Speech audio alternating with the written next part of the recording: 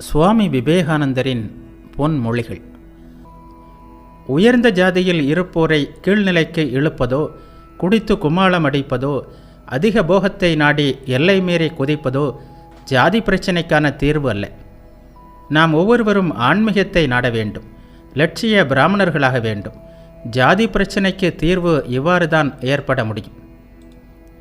ஆரம்ப காலத்தில் உலகம் முழுவதிலும் பிராமணர்கள் மட்டுமே இருந்தார்கள். அவர்கள் இழிவடைய ஆரம்பித்த பின்னரே பல்வேறு ஜாதிகளாக பிரிந்தனர். இந்த சுழற்சி ஒரு சுற்று முடியும் போது எல்லோரும் மீண்டும் பிராமணர்களாகி விடுவர் என்று மகாபாரதத்தில் படிக்கிறோம். கடந்த காலத்தில் நம் முன்னோர்கள் மகத்தான காரியங்களை செய்தார்கள். நாமும் வாழ்க்கையை முழுமையாக வாழ்ந்து அவர்கள் செய்ததை விட மகத்தான காரியங்களை சாதிக்க வேண்டும். இந்த நாட்டில் மகத்தான காரியங்கள்